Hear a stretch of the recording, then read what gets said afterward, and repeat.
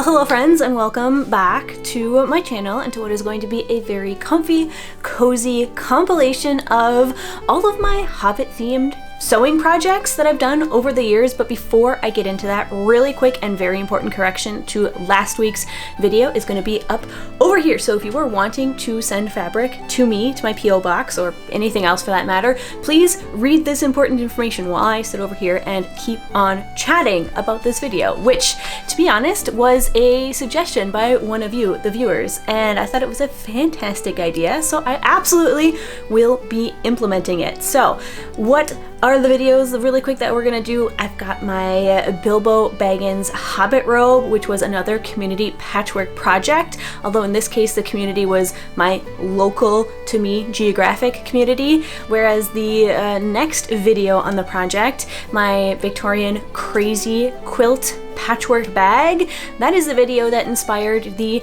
digital community patchwork project. That is the one where I made the call for all of the fabric scraps.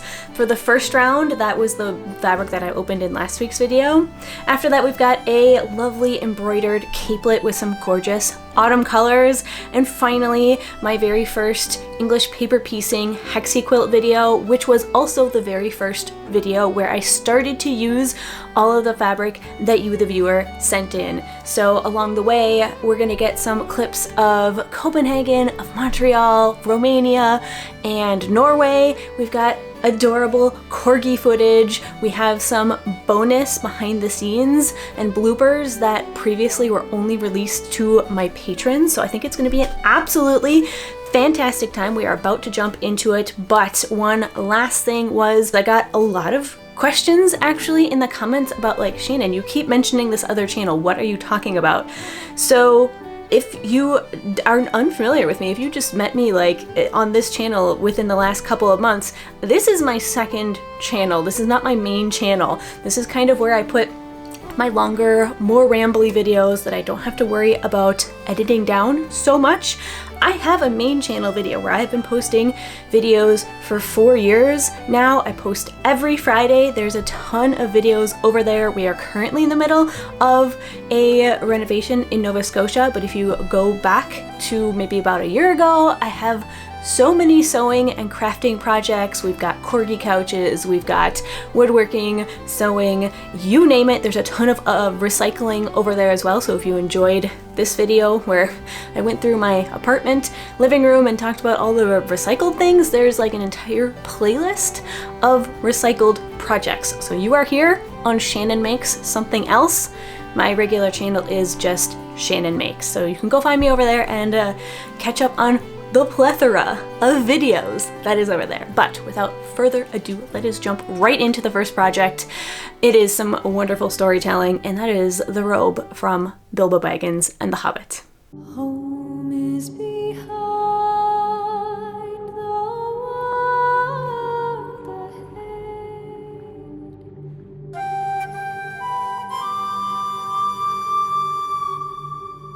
Like all good adventures, our story starts out with a humble goal: to recreate the housecoat that Bilbo wears at the beginning of The Hobbit.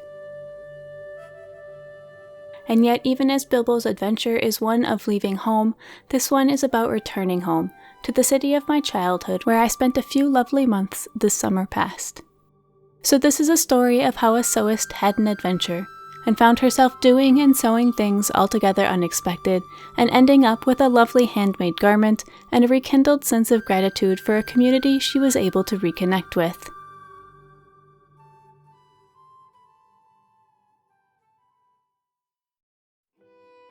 This robe, which is on screen for a total of maybe 5 minutes, had lived rent-free in my Hobbit heart for years, and they say it's the job that's never started that takes the longest to finish, so a fantasy-bounding fashion flip collaboration provided the perfect opportunity to make this project a reality. The parameters of the challenge were to buy, thrift, or make a fantasy-bounding outfit with a price of $35. But I decided that I wanted to challenge myself to use entirely recycled materials. The first step was designing the patchwork pattern, and while at a glance this seems straightforward, it proved to be one of the most challenging steps of the process. I wasn't striving for absolute screen accuracy, but I did want to imitate the colors and design of the robe from the film, with rich earth tones punctuated by warm red trimmings and constructed with patchwork squares that didn't seem to follow an easily discernible pattern. For the sake of my sanity during assembly, however, I needed there to be some sort of order to the chaos, so I carefully designed a set of 5 rectangles of various dimensions that could be joined together in a number of ways to form a larger square.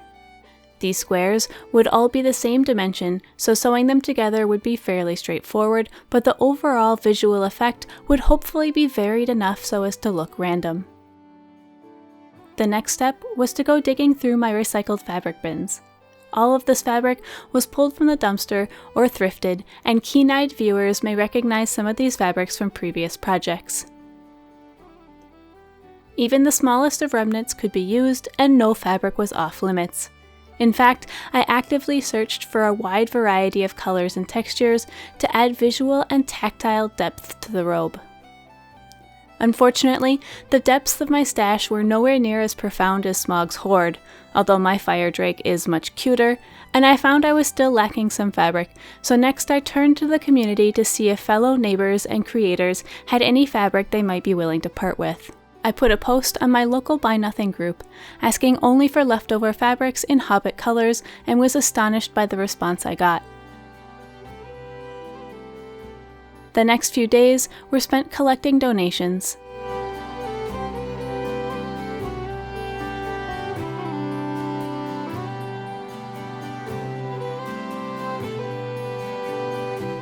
Neighbors generously offered scraps from old sewing projects, leftover upholstery bits, quilting remnants, home furnishings, words of encouragement, and even old worn-out clothing.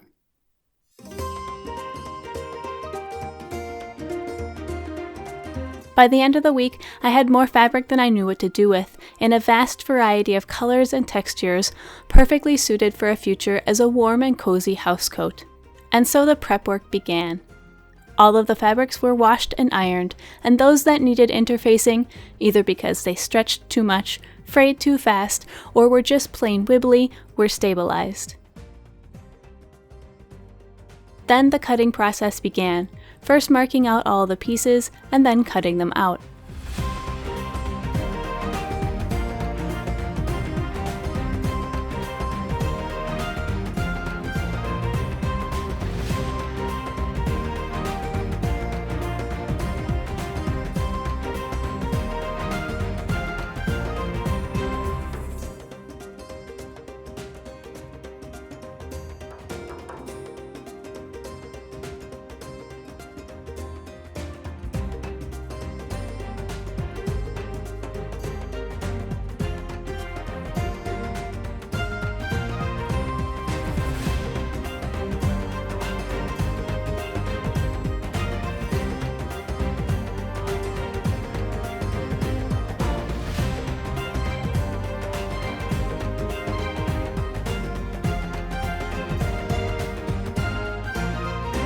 Several days into the process, I decided to once again test the generosity of my neighbors and asked if anyone could lend me a rotary cutter to speed the process up, and it seemed serendipitous when my request was answered by the mother of a childhood friend, who sent me home not only with a cutter, spare blades, and a sizable cutting mat, but also a full bag of fresh basil from her garden.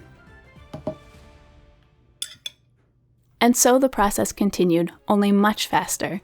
Selecting the most suitable hobbit-colored fabrics and cutting them first into strips, then rectangles, as my pile of squares slowly but steadily grew to a sizable collection.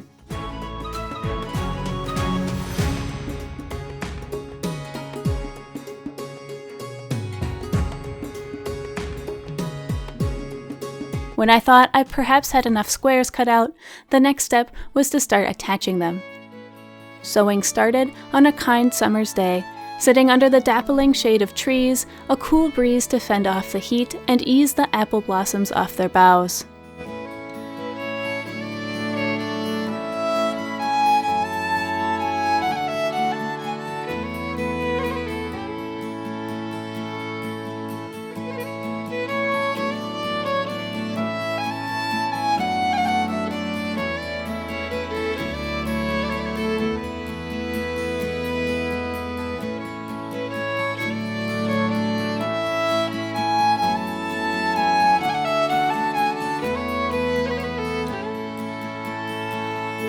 And when the weather turned and a gray curtain of rain overcame my little corner of the world, I took the sewing inside.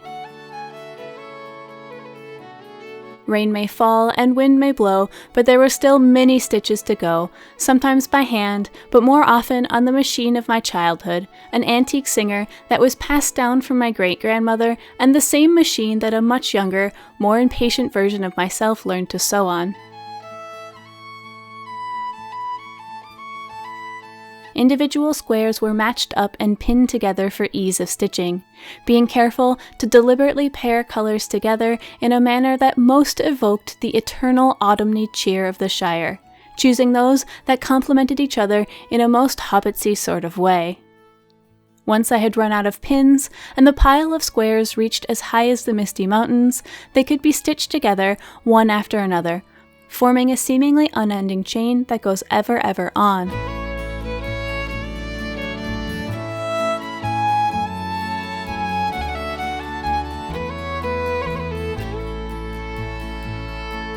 Little by little one travels far, and the smaller squares were gradually assembled into slightly larger configurations, but not before one all-important step.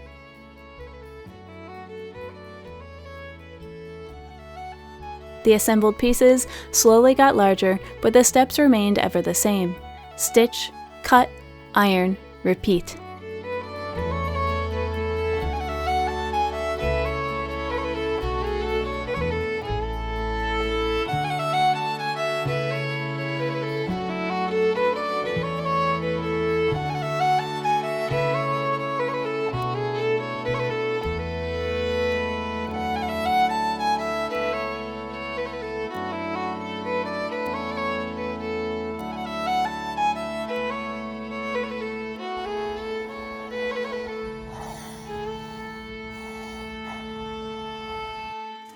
When I had assembled a handful of larger squares, roughly 2 fellowships worth, I took a break to cut out the lining of my robe, in order to calculate how many more squares I'd need to make. I'm using a simple McCall's pattern because it's the same one that the solo artist used in her robe, and it turned out just lovely, with the most voluptuous of skirts for twirling in, for the days when I fancy myself less Bilbo Baggins and more Rosie Cotton. A quick press sorted out any unsightly wrinkles, and then the fabric could be laid out and the pattern pinned down.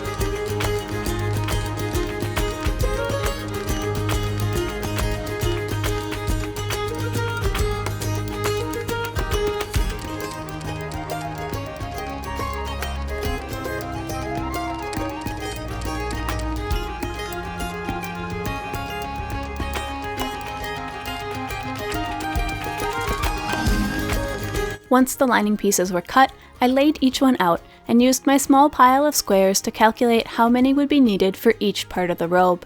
This was when I discovered that the squares that I currently had accounted for roughly 1/6 of the 11-some squares needed for the finished garment. And so the quest continued, and what followed was more of the same. More cutting, more sewing, and more pressing.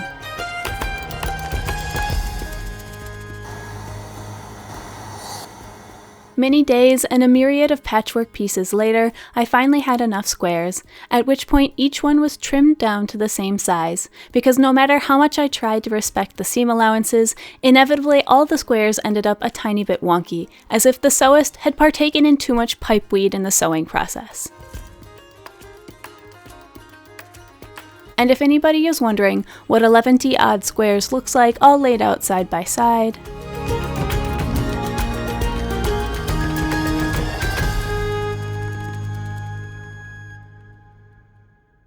the newly trimmed squares were then pinned together and stitched down to form long strips. Those strips were then assembled into large chunks, roughly the size and shape needed for their assigned pattern piece. And so the cycle continued, sewing and pressing, pinning and sewing, interrupted only by an empty bobbin, which each time was filled with miscellaneous thread pulled from leftover spools of projects past.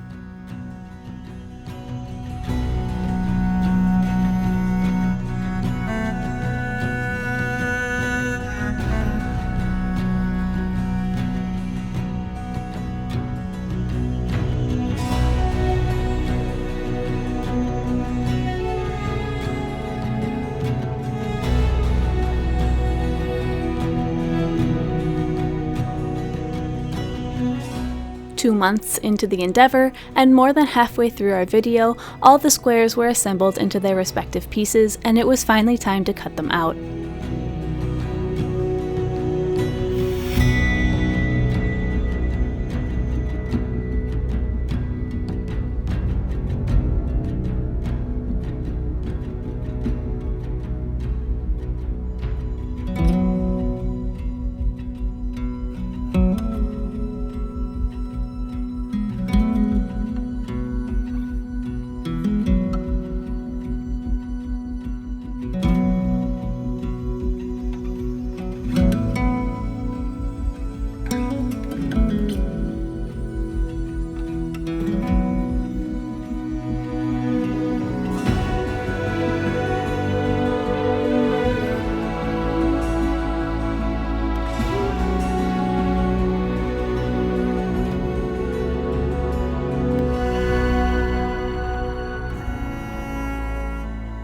With the main fabric all cut, all that was left was the velvet trim of the cuffs and the collar, which would be cut from the salvaged scraps of last year's Santa costumes.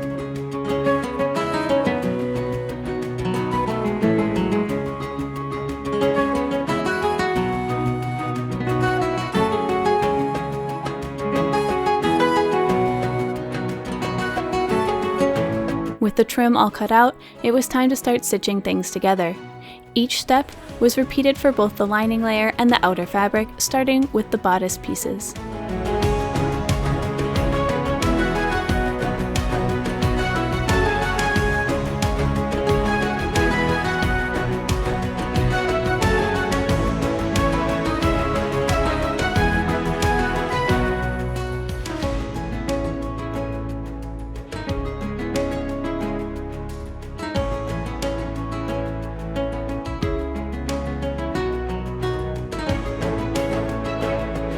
A quick test run of the bodice made sure that I was on the right track fit-wise before sewing the fashion layer together.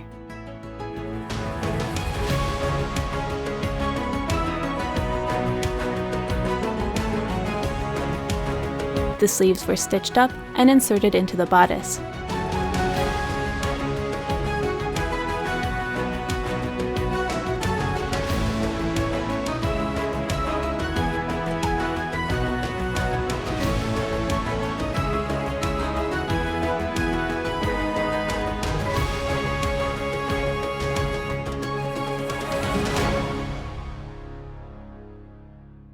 The skirt portions of both layers were joined to their respective bodices, and one last fit test was conducted.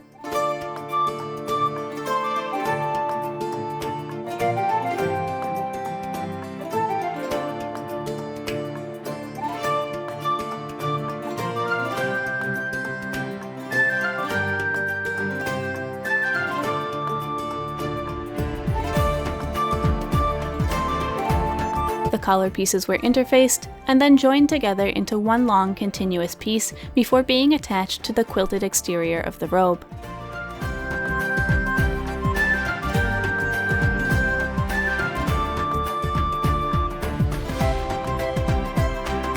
The collar was understitched and the cuffs were pinned and sewn down to the sleeves.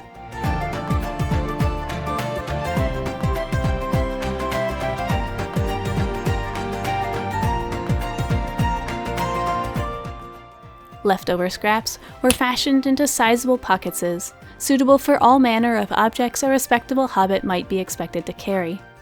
These were properly positioned, pinned down, and stitched on.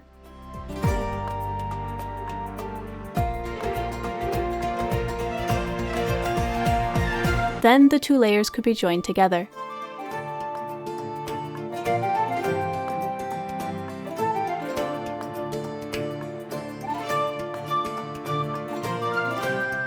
The lining was tacked to the seam allowance of the waistline to help spread the strain of the skirt portion off of the other seams.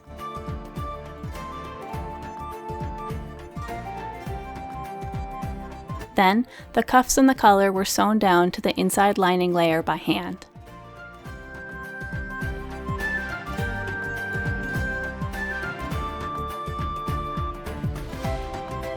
Next, the colossal hem of the robe was wrangled into submission, carefully lining up the 2 layers before pressing each of their hems under and stitching them down.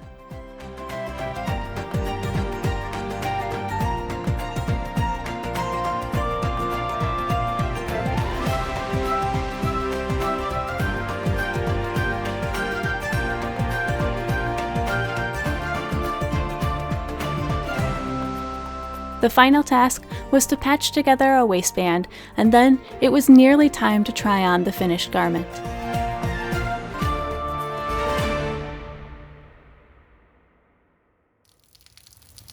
It's said that adventures never have an end, that someone else always has to carry on the story, and that is true for our journey as well. The leftover fabric, so generously gifted by other creative souls, was packaged up and passed on to another prospective crafter, although I know not what will become of it, for even the very wise cannot see all ends. If you enjoyed this video, give it a thumbs up and consider subscribing. If you'd like to support future creative endeavors, I have a Ko-fi page linked in the description. And since I don't know half of you half as well as I should like, leave me a comment telling me who you are, how you found me, and what you're working on. And until next time, may the wind under your wings bear you where the sun sails and the moon walks, and may the hair on your toes never fall out.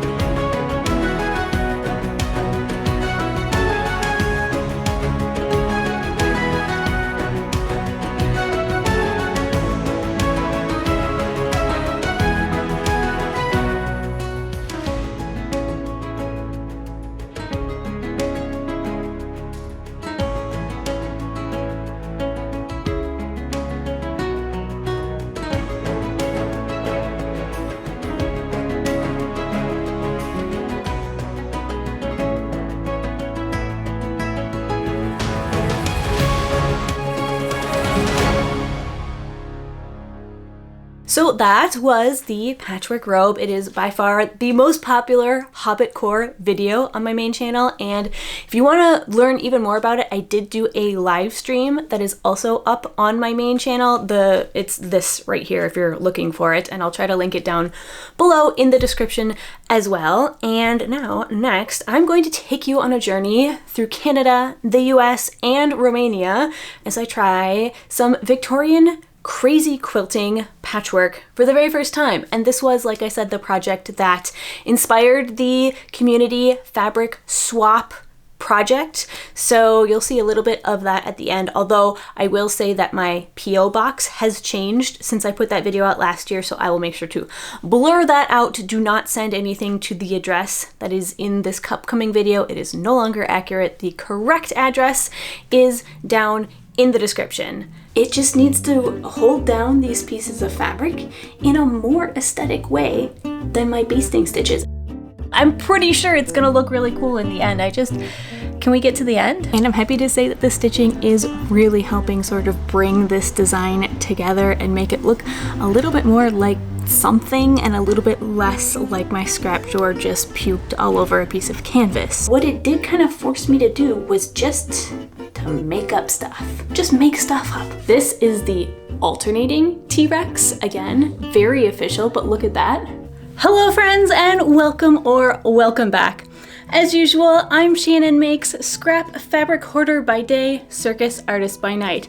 And this week's project is gonna be an attempt both to bust some of my stash, but also to bust my more control freak tendencies in the sewing room, because I'm gonna be using my scrap bin, some leftover notions, and a bit of embroidery floss to explore the crazy quilt style of patchwork.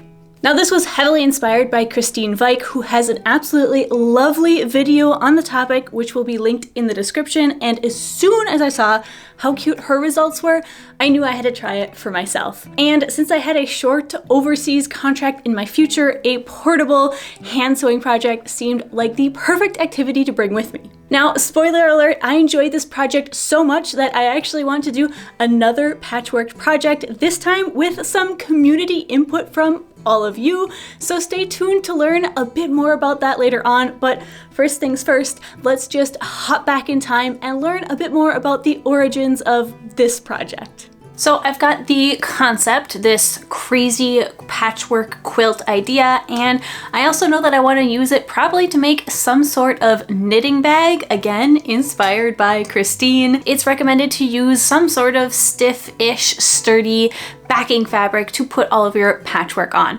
So naturally, I was just gonna go digging through my stash and see if I had something in there that would do the job. But before I even had time to do that, I literally stumbled across the perfect thing in the garbage, like I always do. So I came across this while I was walking canal. It was in the garbage bag, and it is exactly the right material. It is a pretty darn good size, and it's in perfect condition. Like, it still even has the tag on it. So, you know, we are absolutely going to use this as the backing fabric for our project, which means that the next thing we need are all of our scraps of fabric.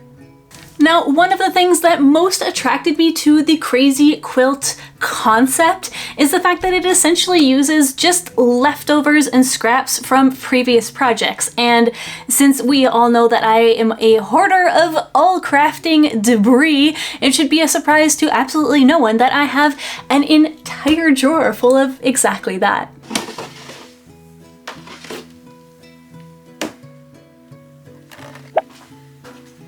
So, not surprisingly, as I'm staring at this, since these are all scraps from my own leftover sewing projects, there are a lot of fabrics in here that not only do I really like, but that go pretty well together because they're all kind of, you know, related in terms of their color scheme. So I think what I'm gonna do, I'm gonna dump this out on the table, spread it all out, and we can have a look at what's going on here and if there are some fabrics that maybe speak to us more than others for this knitting bag.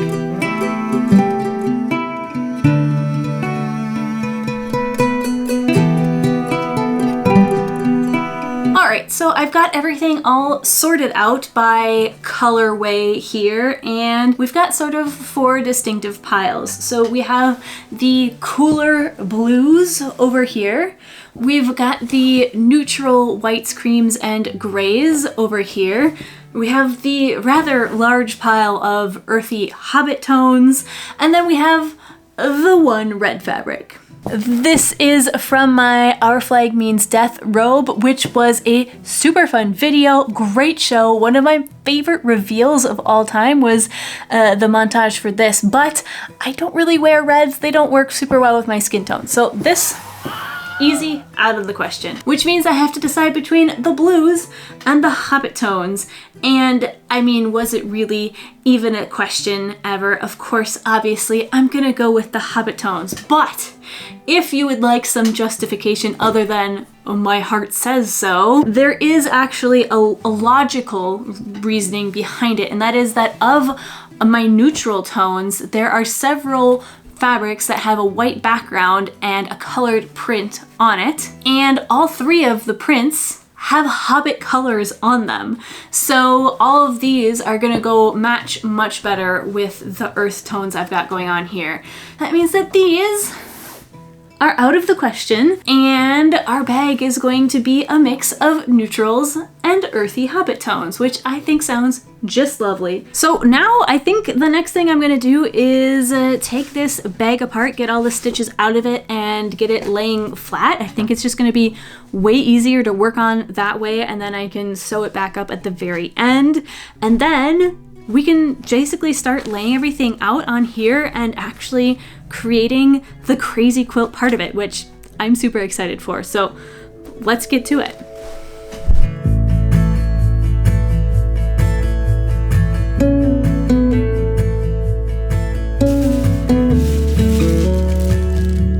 I basically went through my entire room, digging out ribbons, buttons, trim, beads, basically any miscellaneous crafting supplies that I'd been collecting and hoarding from thrift stores and dumpsters over the past few years, and that were even vaguely hobbit colored. If we freeze frame this video really quick, you can see in the drawer right there is that same patch that I mentioned in last week's video. It's the Dog is My Co-Pilot patch. I mentioned this last week because I was talking about how I designed it.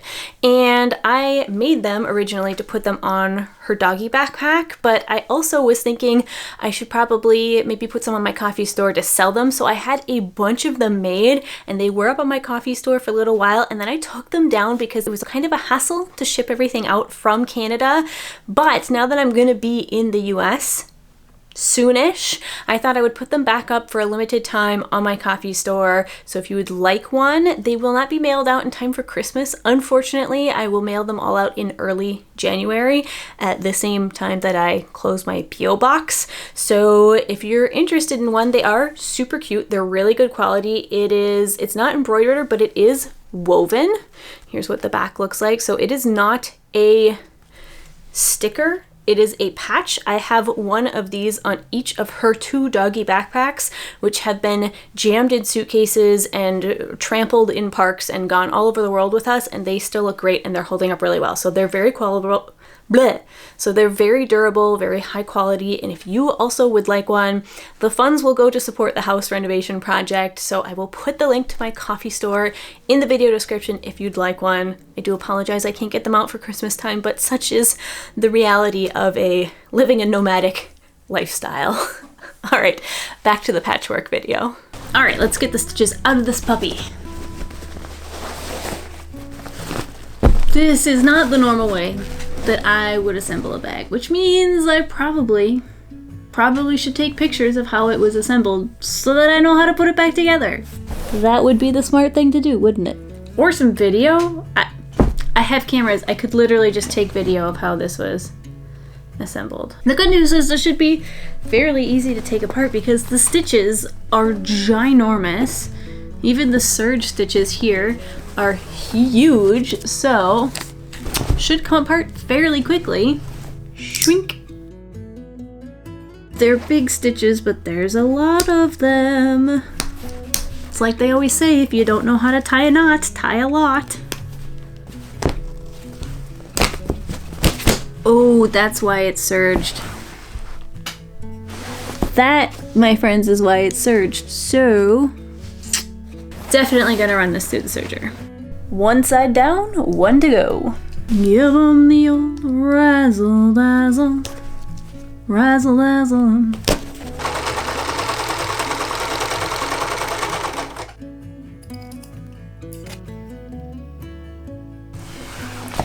Well, I feel like I say this every video, but it remains true. That took way longer than I thought it was going to, but it was 100% worth it because now all of my raw edges are very nice and taken care of, and we aren't going to have any sort of Hansel and Gretel situation going on, leaving little fabric scraps everywhere I go. Which means that it's gonna be time to put this lovely sewing machine away until the very end of the project because the vast majority of the sewing from here on out is gonna be done by hand. And probably on a plane or in another country. It's gonna be an experience.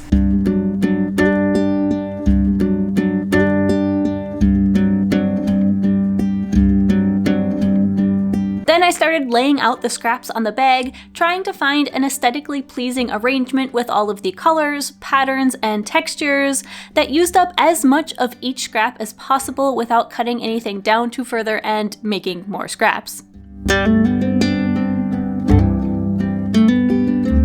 This was a process of placing, replacing, fiddling, reordering, tweaking, and rearranging until I was happy with the placement, overlap, and balance of colors and shapes on the bag. Then I could fold all the raw edges under and baste the fabric in place, a step that I definitely didn't want to skip in this case because I knew the project would be opened and closed several times in the travel process, and I didn't want to worry about the fabric shifting around or pins falling out.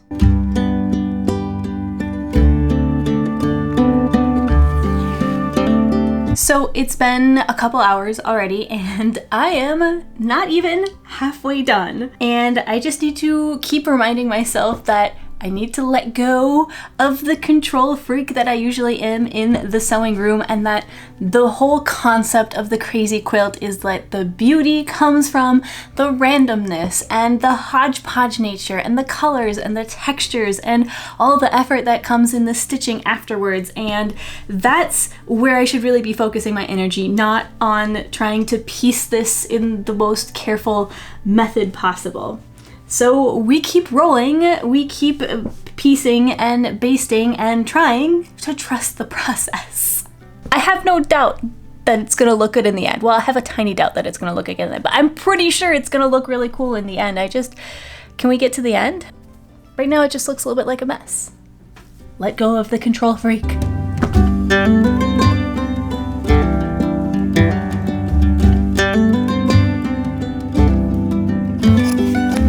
And so I kept on working long into the evening, trying to get the entire bag laid out and basted before I got on my flight.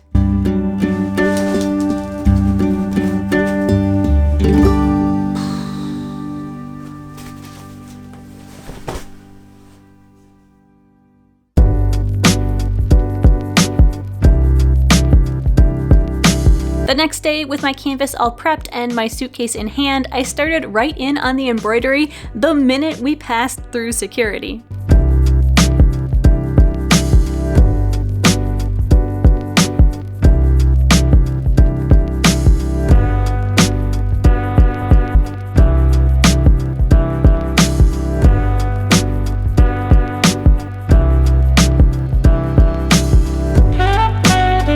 Now, as you can imagine, sewing a large canvas in a tiny airplane seat is maybe not the most ergonomic of endeavors, but it actually wasn't that bad.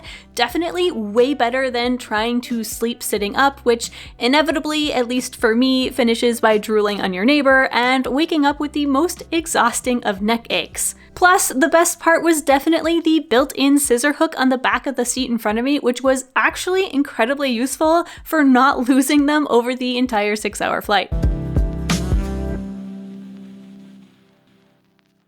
Alright, so here is where we're at after roughly 6 hours of sewing, and I say 6 hours because I did end up sewing for almost the entire flight, and I'm happy to say that the stitching is really helping sort of bring this design together and make it look a little bit more like something and a little bit less like my scrap drawer just puked all over a piece of canvas. So that's good news. My plan of attack so far has been basically to try and just pick one main stitch and use that on each seam to hold each piece down without getting too elaborate or involved or ornate. I figure right now main goal is just to get everything held down, and then I can go in later once that's done and like add some decorative touches. Now, was I fully successful at doing that? No, I did kind of go into some elaborate ornateness on a couple of these themes, but I did for the most part keep it under control. But now it is almost 1 o'clock Montreal time, and I have to be, functioning and awake in a few hours. So I think I'm gonna go take a little nap before I catch my second flight. But she did not, in fact, go take a nap. She pulled out her embroidery floss and her needle, and legend has it that to this day, in the right light, you can still see her sitting there stitching away on her crazy quilt instead of getting some proper sleep.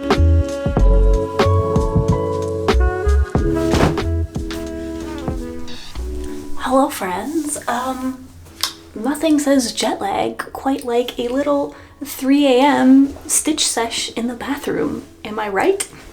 Naturally, I thought I can't sleep. And I might as well just work on this some because it's the perfect jet lag project. It's quiet, and I thought I would just sit here and stitch a little bit and share some thoughts I was having with you on the process. Kind of what I was thinking about all this. So let's get going. So the original plan that I had was, before getting on the plane, I wanted to go and look at a bunch of different types of stitches. So I wanted to go look at some examples from magazines from the 1890s, kind of like what Christine had. She had a booklet with like lots of examples of contemporary stitches from the 1890s. I also wanted to go, scroll through Pinterest and look at some more modern crazy quilting or embroidery stitches. But the packing process, it 100% did not go quite as smoothly as planned and was very rushed and last minute, and I didn't have time to do that, which meant that I got on the plane rather underprepared. For me, I like to really plan things out. I like to know what I'm doing ahead of time. If you've been here a little while, you'll know that I am by no means an embroidery expert. My cape that I made last autumn, my embroidered Hobbitsy cape, was the first time I had ever embroidered anything, ever. And it turned out really well, and I'm very happy with it, but it's also a very different type of embroidery than this. So there's not that much carryover, quite honestly. And I did feel a bit underprepared for this. But what it did kind of force me to do was just to make up stuff, to kind of let go of that desire to have a game plan and to just wing it. And honestly, I think it was kind of a good thing. It kind of forced me to make some stitches up, just make stuff up. It resulted in some really successful stitches and others that are honestly a little bit questionable. It was kind of liberating to just be like, you know what? It's fine. It just needs to hold down these pieces of fabric in a more aesthetic way than my basting stitches. And let me tell you, that is a pretty low bar. Also, if anybody is wondering what I'm working on at the moment, I'm actually using this slightly lighter colored orange thread to go in and tack down this herringbone stitch right here, because the green wool right here is quite thick. So when I folded it over on this edge, it's sitting much higher than the gray wool underneath it, which meant that my herringbone stitch had just kind of a big air gap underneath it because the green was so thick. So now I'm just going in with this lighter orange and literally just tacking down the herringbone stitch right at that seam where the big gap is. And this is again something I'm just kind of making up. Like, I didn't see that I should do this anywhere, but it just felt like, because this is going to be a bag, that I wanted all my stitches to be fairly tight. I don't want anything to be like loose that could snag on something. And so I was like, you know what, this is just gonna look like a decorative touch, but it's also gonna be pulling double duty because it's gonna be holding these darker orange stitches down a bit tighter. At least that's the theory. Like I said, I don't know what I'm doing. I'm just winging it. So those are my late night musings at the moment.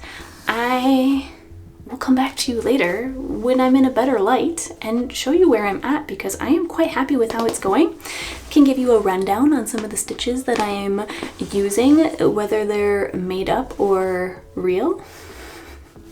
So yeah, I'll talk to you tomorrow, okay? Later today. Bye.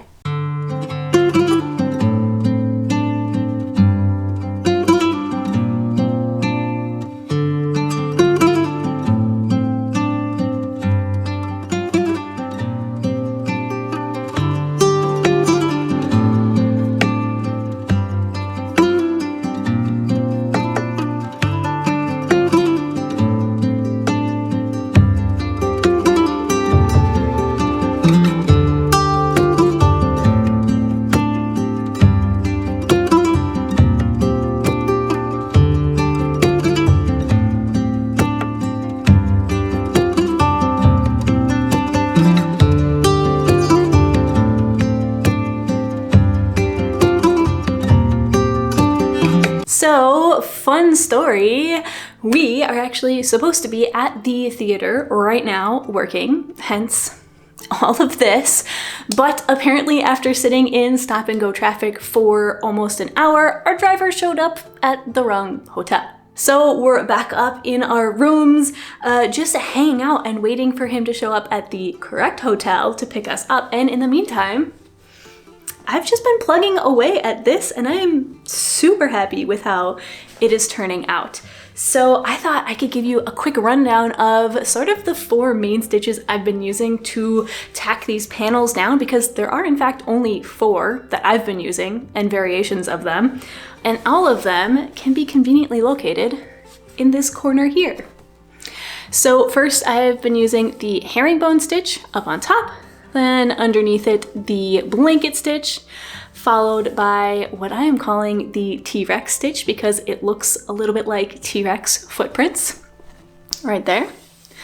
And then this guy right here, whose name I always forget. I think it's feather stitch, vine, seed stitch. I'll put the name up once I figure out what it is. So those are the 4 stitches that I've been using, and then just kind of doing variations on them. So like over here, you can see that this one is a much larger herringbone than that one. Or if we go find my favorite one, this is the alternating T-Rex. Again, very official, but look at that. It's like they're doing a little dance.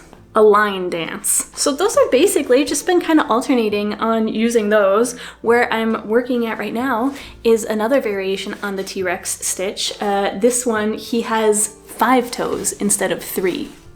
So I'm just gonna keep plugging away on this until our driver shows up.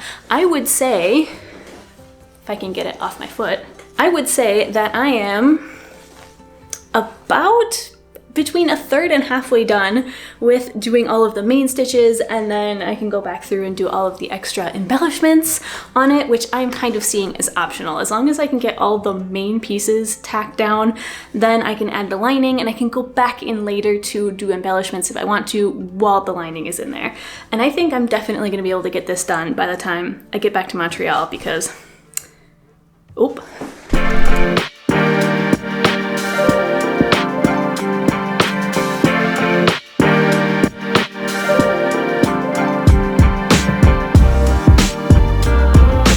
I brought my sewing with me because usually backstage is a ton of waiting, especially on a contract like this, but we were really pleased when we were in, built up, performed, cooled off, and loaded out within the span of a few very busy hours, leaving me no time to sew and only time to make a few furry friends on set. Then, after a couple days visiting the city, we were back on a plane on our way home.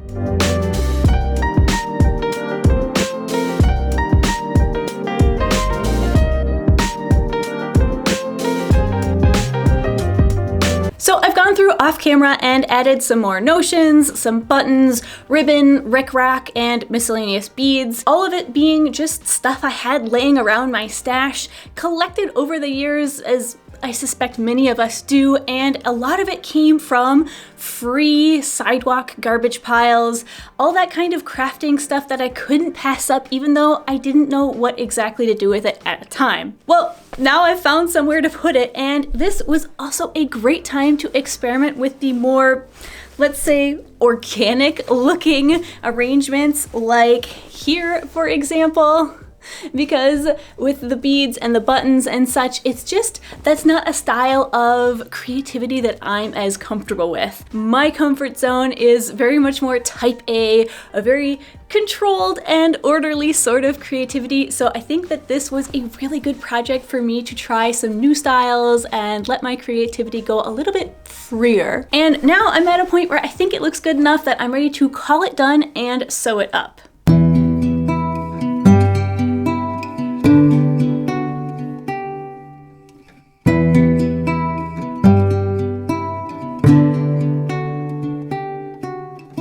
So back when I had just seam ripped the whole bag and it could be laid flat, I used it to measure out the lining for this bag.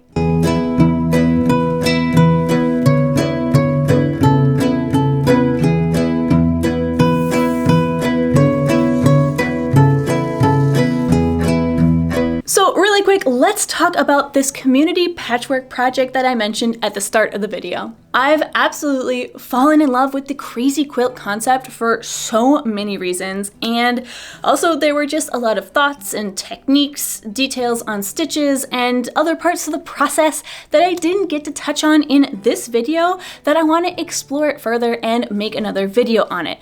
But I was thinking, I want you to be part of the process. If you want to, that is. So I've rented a P.O. box for the next couple months, and I would be absolutely chuffed if you would consider sending me some of your fabric scraps to add to my patchwork project. I would love to build the entire thing out of patchwork from you, my viewers, if that's possible. And I will say that I do feel kind of bad asking you guys to do something that requires you to spend actual money. So I want to be clear that you don't have to. And if you decide you want to, I'd be happy with scraps that are small enough to fit into a normal envelope, like a letter, with minimal postage. So if you have a scrap collection and the time, resources, and desire to be a part of this next patchwork project, I would be honestly honored and touched if you would consider contributing. The last time I did a community patchwork project was my robe from Lord of the Rings, and every time I wear it, it's such a lovely reminder of all the people in my neighborhood who came together to donate to that project. So if you're interested, my P.O. box is here up on screen, and it'll be in the description as well. Plus, if you're in one of the following cities, I'll actually be in your area in person performing at some point in November or December, and you could potentially skip the postage and give me your scraps in person if you are so inclined. So feel free to message me on Instagram or send me an email if you're in one of these cities and would like to try and meet up. And also make sure you're subscribed so you can follow along on the adventure and so that you can be sure you actually see the video when it's released. And if you can't get enough Shannon Makes, I do have a Patreon if you want to support the channel further, but also it's the holidays and I know everyone is tight on cash, so honestly, just giving the video a like, leaving a little comment, and especially sharing the video with your fellow crafters and quilters goes a huge way towards boosting the channel. But for now, enough talk, let's roll the beauty shots. I'm clearly super happy with my first foray into the crazy quilt concept since I want to continue and make more. Now, is this the perfect knitting bag specifically? Maybe not. Finding that bag in the garbage was too good of a starting point to pass up, but it also wasn't the ideal size or shape for a knitting bag, so while this definitely will work in the meantime, I may have fallen in love with another design that's specifically meant to hold knitting supplies, so I think that might be my next video. Stay tuned for that, but in the interim, I have an absolutely gorgeous patchwork bag that's cozy and hobbitsy and was the perfect place to use up at least some of my orphaned crafting supplies collected through the years. Have you ever tried crazy quilting? If not, are you now inspired to? Does this seem like a good way to use up some of your own scrap collection if, like me, it is rather large? Let me know down in the comments, and if you'd like to check out Christine's video, the one that inspired mine, it's right here. And if you haven't seen my patchwork robe and you're up for some great storytelling, that's gonna be right here. Thanks so much for watching. I will be looking out for everybody's mail if they feel like contributing scraps, and I'll see you in my next video. Bye!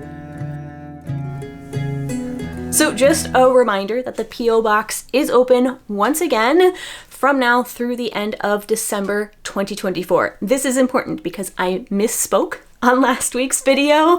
I said 2025, but that was an error. It is only open November and December of 2024. I will be closing it the first week of January 2025. I think that is why I misspoke, because for me it's open till 2025, but not for you. You got to get it in this December of 2024, so don't delay if you want to send me something. And also, I should clarify that the address is in the United States. So Canadians, I know Canada Post is on strike, but honestly, please don't send me anything to the States. International shipping is just monstrous. It is so much money, and I'll just have to bring it back here to Canada anyways. So maybe I can find a way to open a PO box here in Canada eventually. But it is surprisingly complicated. Yes, shockingly, it's actually more complicated for me to open a P.O. box here in Canada than it is in the US, where I don't live, but that is just the odd reality of it. So there's the updated information, and without further ado, here are some really fun bloopers and behind the scenes stuff that I had previously only released to my patrons and monthly coffee supporters.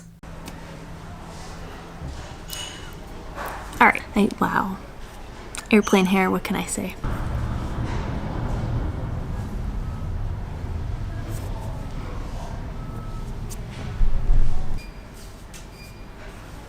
Wow. For the most part, doing a good job at keeping it, you know, wow. I guess I shouldn't be surprised that it's loud. We are at an airport. Scrap drawer vomited on a piece of canvas. Phil.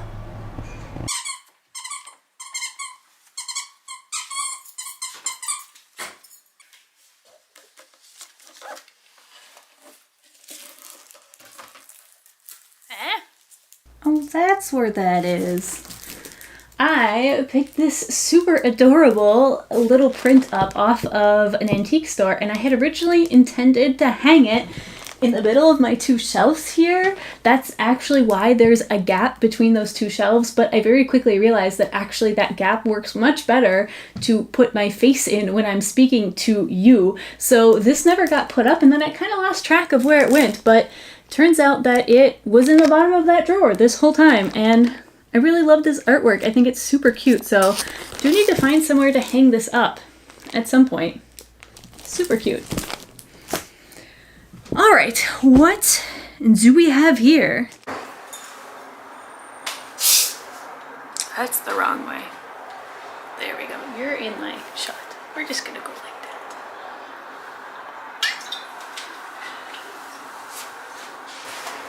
You could pick a spot in the background and stay there for like 2 minutes. That would be amazing.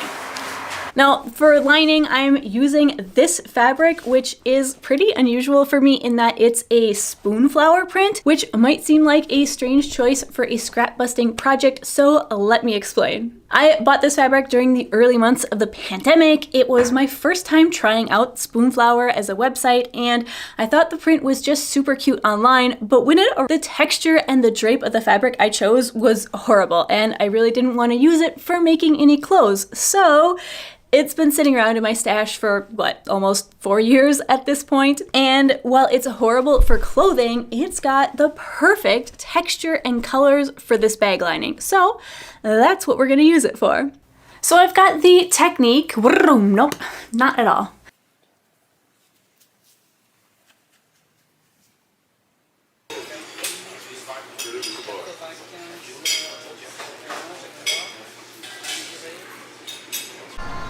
Well, that was pretty good timing. They literally just turned the music on in this part of the airport, so talk to you later. All right, next up is going to be a very short therapeutic corgi break. But first, this video has been running for quite a while, so here's a quick reminder to take a stretch break, a snack break, a bathroom break, a pet your furry friend break, hydrate, go get something to nibble on, whatever it is, then come back, get settled for the rest of the video. Go ahead, go on. We will be waiting right here for you. We are in no rush. Okay, so now that you are back, I have included this short little video because it is a very hobbitsy forest that we are walking in, and it is also a very special video to me because it was filmed. This is the last time that Canelle and I went for a walk in this particular woods. It is our favorite woods to walk in. It was kind of local-ish to us when we were living in Copenhagen, but this was filmed the day before I moved back to Canada for good. So it's very sentimental for me. I actually rewatch this video kind of a lot, and it's also a very lovely, calm walk in some hobbitsy woods. Do you want to go for a walk?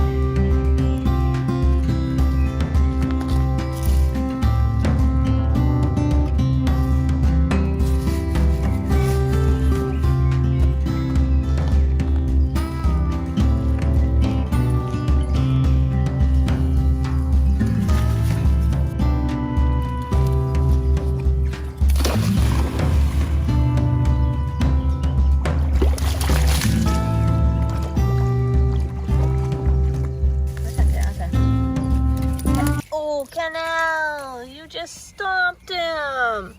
No, he's okay. He's right here. Hello, little friend.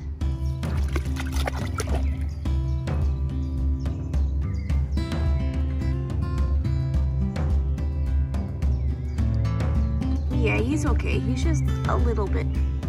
He could be better. Bye.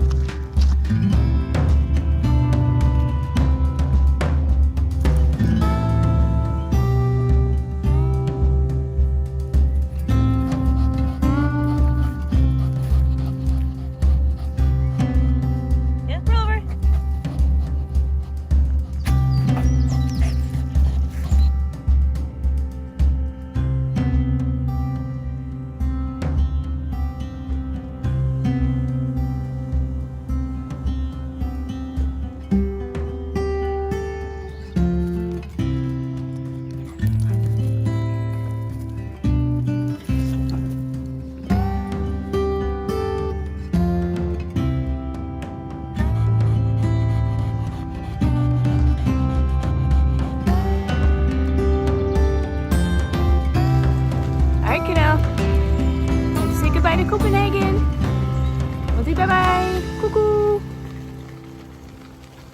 Now, this next project is a pretty gorgeous, if I say so myself, embroidered capelet that I did, and it was also, just for some fun background information, one of the first projects that I did back in Montreal on my new-to-me, completely homemade table that I built from sidewalk scraps and dumpster finds. I've got my coffee resting on it right here. I still use it all the time whenever I'm back in Montreal. It serves me very well, and there is, of course, a video of the making of that on my main channel. But let's stay on track, let's stay on theme with Hobbit core, and let's take a look at this very fun cape.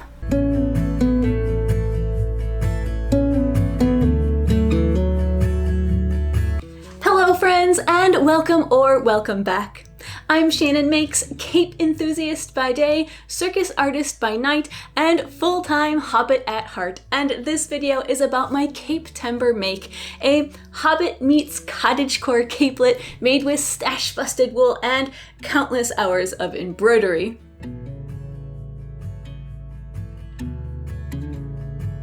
I'll be using a free mood pattern this year, the Winterberry Cape, 1 because it's free, and 2 because it comes in a few different lengths, which is nice because my goal is to completely use up the rest of the luscious forest green wool from my 1890s Bloomers project. And fortunately, past me went to some lengths to use the original yardage efficiently. So I think what I'm going to try and do is I'm going to try and piece these facings together from this scrap that I have here, and then I just need to cut out 2 of these cuffs, one here, and then I'll probably take the second one, just scoot it over and cut it out there, and then I'm going to be left with a much larger, nicer chunk of wool to make something in the future. So it's going to take a bit longer, but I think future me is going to be very happy about this decision when I'm left with a lot more usable wool for a future project. Can confirm.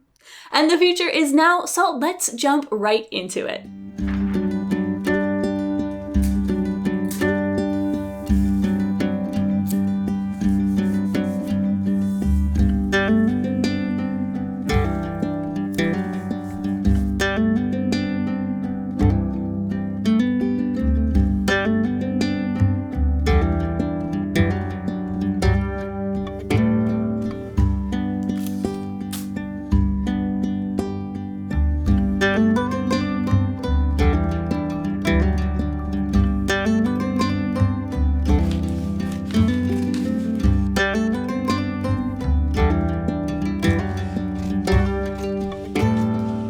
Alright, so the pieces are all cut out and we've got the front, the back, the facing, which I'm guessing I probably won't use just due to limited fabric, the collar piece, the armhole facing, which I almost definitely won't use, and the hood pattern, which I would love to use, but again, not sure if I'm going to have enough fabric left. So I think that is actually going to be the next step. It's going to be to unfold the fabric there and see if we have enough to fit all of these pattern pieces on it and how short we're going to have to trim down these bottom edges, because we're almost definitely gonna have to make this pattern a little bit smaller.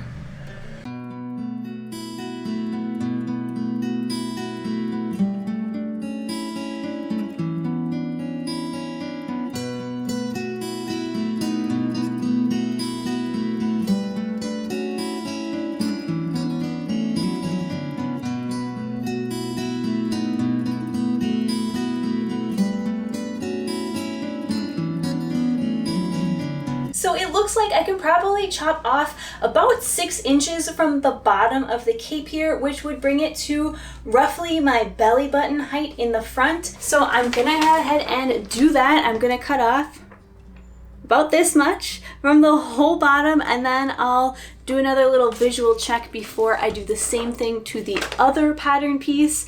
And then once both pieces are trimmed, I'll go ahead and relay them out on my fabric, make sure that that's gonna give me enough room to cut all the pieces out, and maybe, if we're lucky, it means I'm gonna be able to squeeze a hood out of this as well.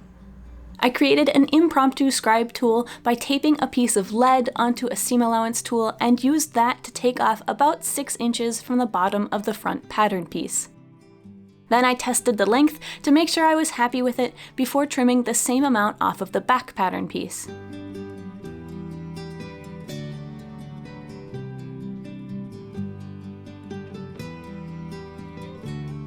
Then I could try and place them all on my fabric, and the tricky part was definitely keeping all the patterns on the correct grain while trying to make room for my hood pattern.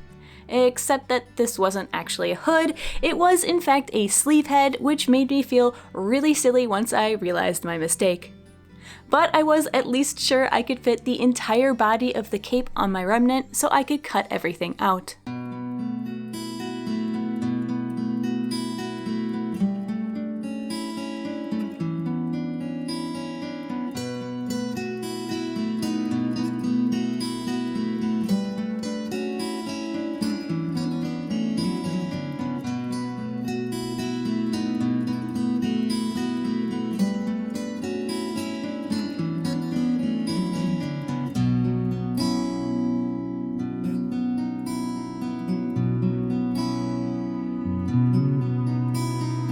Well, I've got the patterns all cut out. Here are the fronts as well as the back, and not a whole lot of extra fabric left over to spare. The main pieces have already been thread marked, and all that's going to be left to do is put some stay stitching in the neckline before I hang these pieces up for a few days so that they get a chance, if they're going to stretch out, to do it now. And that should give me some time in the meantime to work out what exactly I want to do for my embroidery design. As for the hood and whether I think I'm going to be able to squeeze one out from these remnants, I'm not super confident about it, but that'll be a problem for future me. So, a fun fact, I have never embroidered anything ever. So I'm starting off by purchasing a few patterns, both because I'm thinking that elements of them will feature heavily in my final design and I didn't want to steal anybody's work, but also because I'm hoping, or even assuming, that these patterns will come with instructions on how to embroider, and that should give me some guidance on, what stitches to use, or maybe some useful tips and tricks, I hope. And so far I've taken my favorite elements from these designs and played with a few different arrangements, trying to find design that was, feels balanced and looks visually pleasing, and I do think I've landed on something that I like. So now I'm just going to take this really basic sketch and turn it into a bit more high quality drawing to play with colors and to make sure I'm, happy with the final design, and also Also, I'm definitely no artist, so please forgive my lack of drawing skills.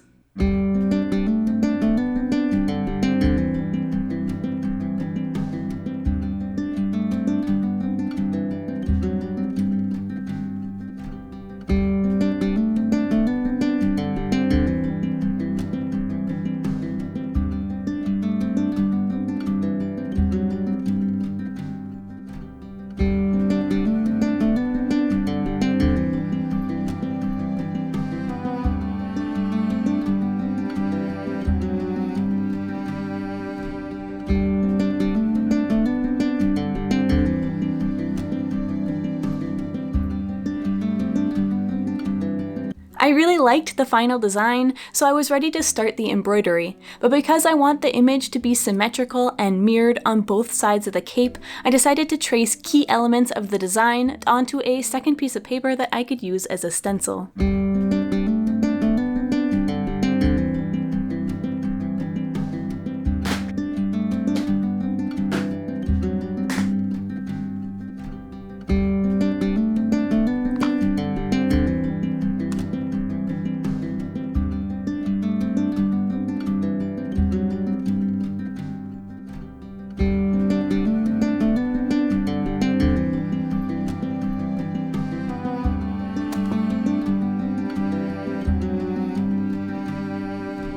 In the end, the instructions that came with the purchased designs were not all that I had hoped they would be, so I was left to decide on my own which stitches to use for which portions of the design. For bigger elements like the mushrooms and the stump, I first outlined them with a backstitch, which served to make the image more permanent than my chalk pencil, and then I'd draw in some lines to guide the grain or direction of my stitches, and then I'd fill the outlines in along that grain, usually with a long and short stitch.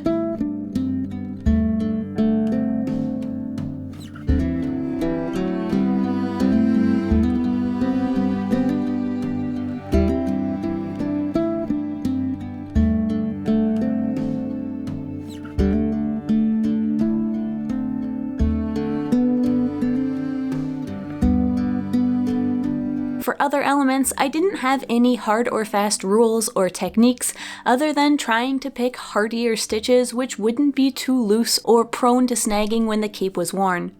Like these flowers, for example, are a gorgeous stitch that I love the look of, but I kept them to a very small size because they seemed like exactly the kind of stitch that might get easily distorted if the flower grew much larger and the stitches were looser and just more prone to catching on things.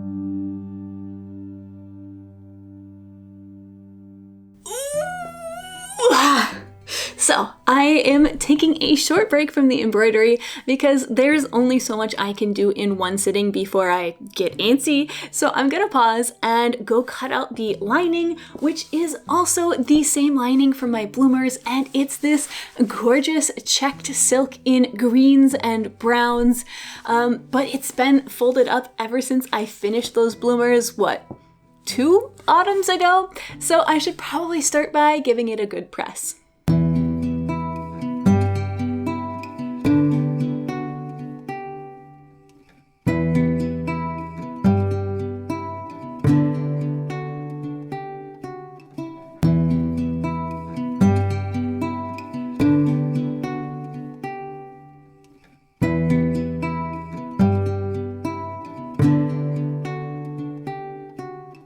Cutting the lining was a quick but welcome break from the embroidery, and by the time I picked it back up again, I decided it was time for a change of scenery.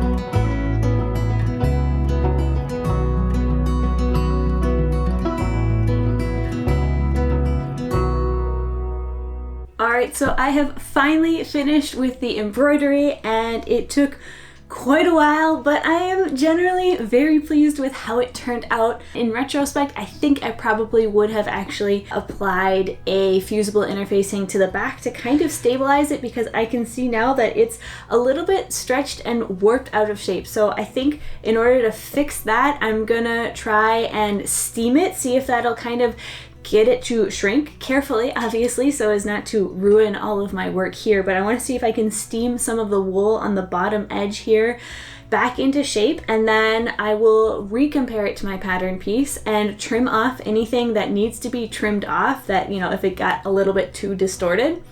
And then I'm gonna take off this little extra piece that I have here where I needed to kind of extend my fabric to fit in the hoop, because this design definitely does go very close to the edge of the cape here. So once that is all done, then I think we can move on to assembling the cape finally. And I'm so excited, not only because, you know, it's actual progress on the garment itself, but also because I'm going to be trying out a new technique that I've wanted to do for a long time. So what I'm going to be doing is a combination flatlining and Hong Kong finish technique all in one. And usually I think it's reserved mostly for skirts, but really, what is a cape but a skirt for your neck? So I think this will work just as well for a cape, and I think it's going to give a really nice finish on the inside. So let's get right to it.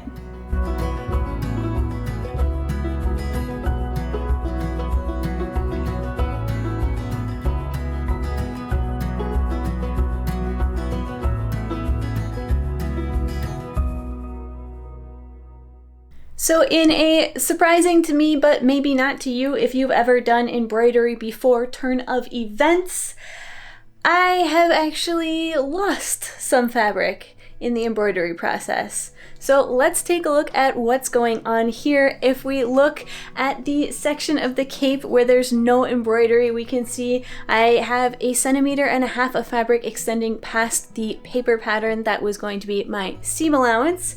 And then if we look and follow that line up to the center front of the cape where there is the embroidery, I was expecting to have a bunch of extra fabric here. I thought I was gonna have to trim it down, but no, as it turns out, that fabric has gotten kind of sucked into the embroidery process, and I have lost fabric. So instead of trimming off excess, I think what I'm gonna have to do now is go in and basically trim the whole cape to just match the paper pattern, no seam allowances, which is a bit of a shame because it's gonna make my cape a really small capelet. It's going to be 1.5 centimeters shorter than it was originally planned to be, which is admittedly a bit of a shame, but what are you gonna do? Live and learn. So next time I do embroidery on a project, I'm going to possibly stabilize it and definitely try and leave myself a bit of extra fabric to work with, or just do the embroidery after the garment is constructed.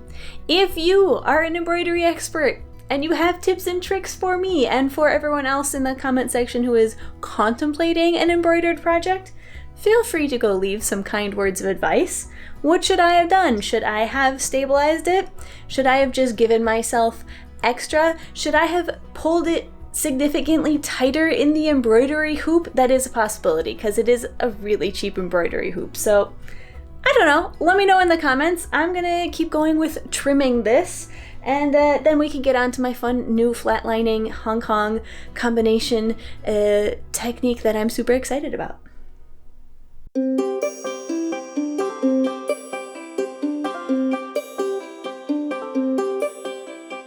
So I trimmed off all the bottom edges so they were even, and then I also trimmed off 1/4 inch from all the shoulder seams in preparation for my new seam finish. Now normally one should plan in advance and simply cut the lining 1/4 inch larger, but I did not do this. I changed plans halfway through my project, and so I was left with no choice but to retrofit this seam finish onto this garment. Fortunately, the cape was already comfortably large on me, so losing 1/2 inch of shoulder width was not a problem.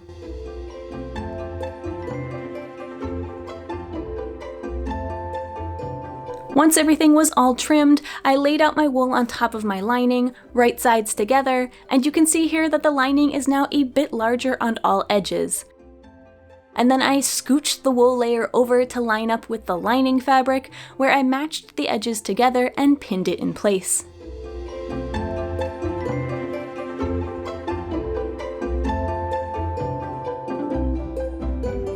You can see this results in a really baggy lining on the backside, but that's okay. We want this excess. So then I took the pieces over to my machine and stitched all the side seams down. Then the cape was turned right side out, the center front edges lined up, and then as the fabric layers are smoothed out, you can see the effect starting to show, where the lining fabric wraps around onto the front side of the cape. I pinned this down with the cape on a flat surface to make sure the tension between the two fabrics was correct and everything was laying flat. Then I ironed each piece, and here is the result. A nice clean front edge, and then a shoulder seam with a scant 1/4 inch of lining peeking out.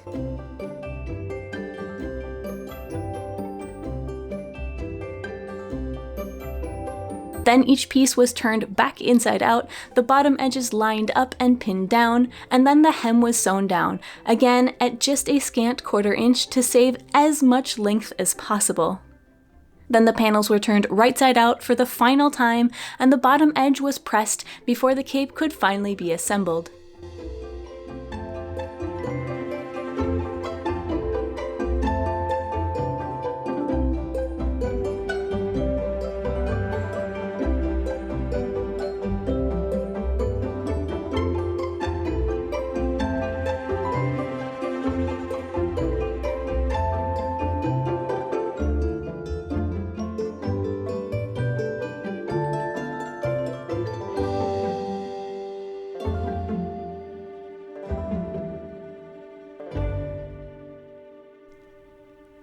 As a last step, the two layers were aligned along the neck opening, pinned together, and then serged to make attaching the collar easier.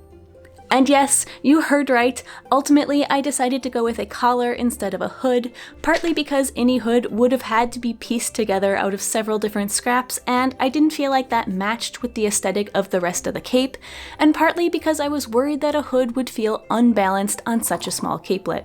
The upper collar was cut on the straight of grain, while the under collar was cut in 2 pieces on the bias. It was also cut slightly smaller than the upper collar, so that the seam joining the two would be pulled to the underside of the collar. The under collar pieces were pinned together, while the upper collar was interfaced. The under collar was pinned on first, starting with the center back and working towards the front.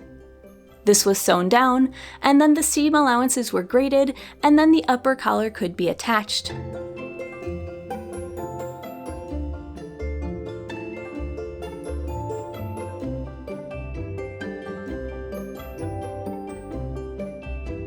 Once both pieces were sewn down, everything was given a good press, and here you can see the benefit of cutting the lower collar a bit smaller, as the seam is invisible from the front.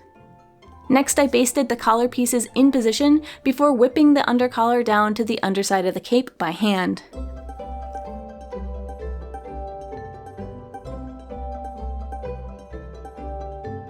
The last step was the closure, which I wanted to make in the shape of an oak leaf, on top of which this cute metal clasp would be attached.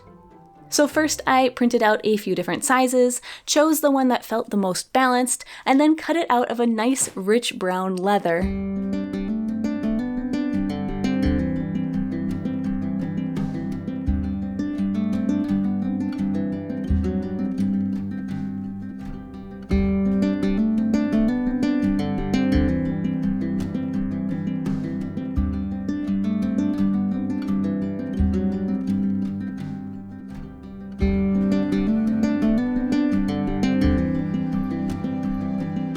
To hold them in place while I sewed them on, I pinned around the leaves, trapping them in place without puncturing the leather.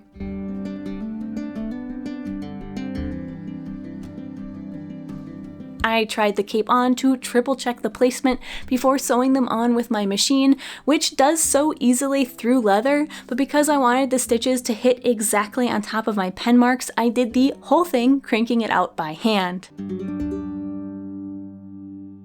It looks like past Shannon still has a ways to go, so let's sit and chat about the project briefly before the reveal. So while the project took a lot longer than expected due to the embroidery as well as random life interruptions, it was very fun and satisfying, and I'm super pleased with the results. In the end, the forest floor pattern, which is just gorgeous, did end up slightly lopsided. The design is maybe an inch higher on one side compared to the other, and I'm not exactly sure how that happened because I did measure a few different times when drawing out the mirrored design on the second panel, but it's not really noticeable when the cape is on and worn, so that at least is good news. Regarding the combo flatlining and Hong Kong finish, it's super clean and I absolutely love it.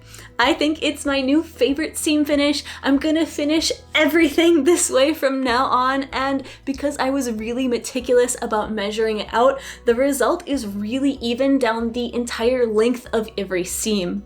It's gorgeously clean and it's just such a joy to see the inside of the cape. I'm also really pleased with the little oak leaf clasp, which of course you'll get to see in a second here. It turned out really well, it's very cute, and the little clasp that I found is exactly the right size and just what I was looking for. And if, after watching the reveal, you have just fallen in love with the capelet and think it would be the perfect addition to your Hobbit Does cottagecore wardrobe, I have some good news for you. This cape can be yours. It is currently up for sale on my Ko-fi page, which for those of you that are unfamiliar with the site is a platform just like Patreon, except that besides tipping your favorite sewists, it also allows creators to set up a store and take commissions. It's where I have my Taylor's ham and sausage kits and where I post monthly vlogs and behind the scenes snippets for monthly members. You already know all the details of the cape's construction and its quirks, so feel free to head on over there and check it out if you're interested in possibly purchasing it. I've made sure to include some key measurements as well, so you can double check that it will fit you. Plus, I'm including the last small scraps of my green wool so that if any repairs need to be done in the future, you have the matching fabric to do it discreetly. But that's enough of me blabbing. Let's take a look at this cape.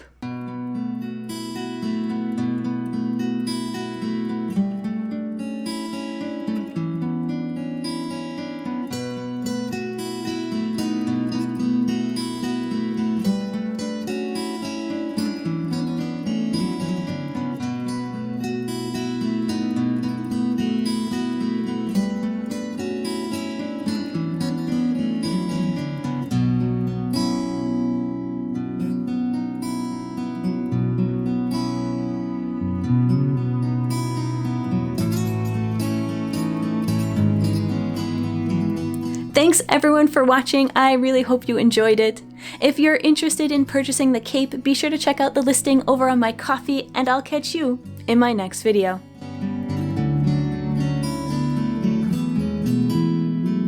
Now, I made that cape as part of a sew-along event that I ran, hosted, whatever you want to call it, for 2 consecutive years. I called it Cape-tember, and it was open to anybody who wanted to join and was in the process of making a cape, a cloak, a similarly hooded, drapey piece of outerwear. We were pretty broad about it. We had a Facebook group where we shared progress photos and updates, asked questions about the construction, and I also made a couple videos per week during the whole event where I documented my own progress on the pattern I was specifically using, and just for anybody who wanted to follow along if they wanted to make that cape specifically or if they just wanted to be entertained while they worked on their own cape project. And at the end of Cape-tember, which I think I ran it for roughly a month in the fall, those 2 years, I asked if anybody wanted to send me a short clip of themselves wearing the capes that they made during Cape-tember, and a lot of people submitted clips. I made a montage of it. It was so much fun to not edit my own face for once, and there were some really great capes, cloaks, all of that in there. So let's take a look at what everybody else made.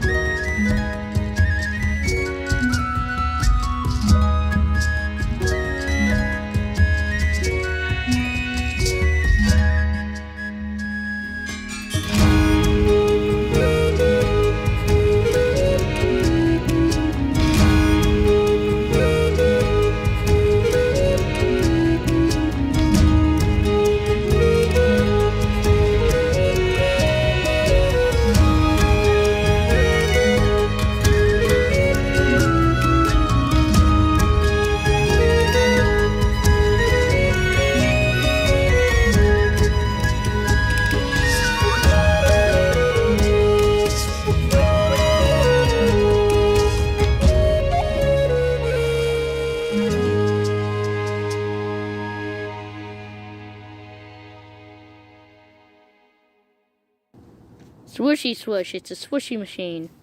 It's also a very nice cape. So the last project in this compilation is also the most recent. It is from this past summer when I was in Norway, and it is the first project where I started making something with the fabric that everybody sent in. Actually, it was really, really fun for me to edit that video last week where I was opening all the fabric because I filmed it in the summer and then didn't touch the footage until about 2 weeks ago. And as I was editing it, I could actually see all the fabric that I used while I was in Norway on this video. So that was really, really fun. But before I jump into that, I do want to mention briefly that in that video last week, I kind of mentioned out loud how fun it would be to do a community fabric swap. And I am doing one this year, but I'm doing it with my patrons only as a sort of test run, just to kind of work out the kinks. I did put a note on screen in last week's video saying that I was only doing it with patrons, but I also know that not everybody is actively watching the screen, so I got a lot of comments about it, and I could tell that a lot of people didn't see that on note screen. So no public stash fabric swap this year, sorry.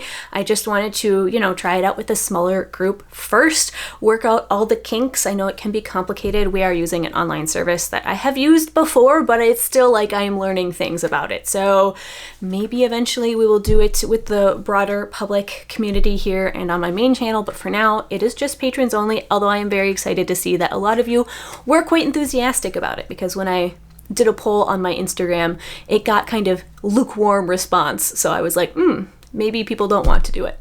Anyway, without further ado, let's jump into the video, which actually starts out here in my studio here in Montreal, but then very quickly moves to the gorgeous and scenic Norway. I do not, in fact, actually know what I'm doing here. I don't really have a super solid game plan. Look at that game of thread chicken I just won. Some of these fabrics are definitely proving to be trickier to work with than others. I'm getting a nice array of fabrics here, little hexagons ready to go. Got enough of these to start sewing them down. Like I said, I don't think I'm going through the paper, but who knows? Hello friends and fellow crafters, and welcome back to what I hope will be a fun, casual little video here where I will be dipping my toes in the waters of English paper piecing. If you're new here, I'm Shannon Makes, traveling seamstress by day, circus artist by night, and as you may or may not imagine, my work brings me all over the world. I'm living out of a suitcase for a large portion of the year, and yet as a chronic crafter, I'm always trying to bring as many of my hobbies with me as possible, with varying levels of success. Please see my Vlogmas series for prime examples of how I try and juggle crafting, traveling, and performing. And actually, it was in the comments of those videos that so many of you recommended that I try English paper piecing, specifically because of its incredible portability. So I figure here I am in my caravan in the middle of stunning Norway. I'm surrounded by pine trees, rugged mountains, fjords, and a ton of fabric scraps from you, my viewers. Thank you to everyone who answered the call to submit your own scraps for my community patchwork project. So I figured let's just jump right in, because I actually have to go to rehearsals in a few minutes here, quite quickly, and I really want to take this with me and get started on it.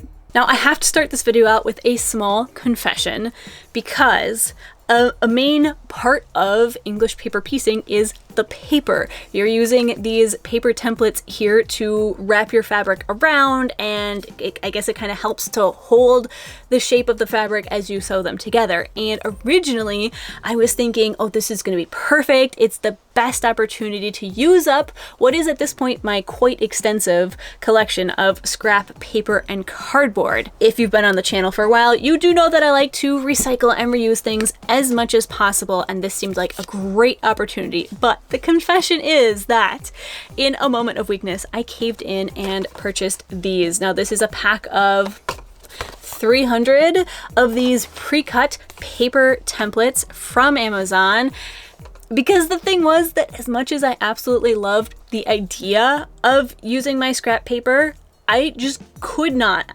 absolutely could not muster up the enthusiasm to actually cut out dozens or potentially even hundreds. I don't actually know how many I'm gonna need. I think the smallest pack that I found on Amazon was like 200. So that was a lot of things to cut out.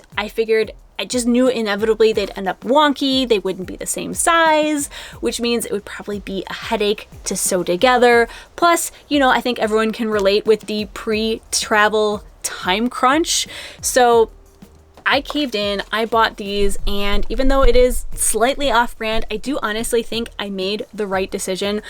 Plus, you know, they are in the end still just paper. They're reusable, and you know, knowing me, I am going to reuse each one of these within an inch of its life, at which point I can just recycle them. So that is where we're standing with the paper portion of English paper piecing. And then for the fabric portion of the project, I have already cut out a bunch of fabric into what I hope are approximately the right sized fabric hexagons, and this was purely for the sake of saving space in my suitcase, which is already packed to the gills with, you know, costumes and fabric, crafting supplies, dog food, all of that. But let's just take a second to look at these stunning fabrics.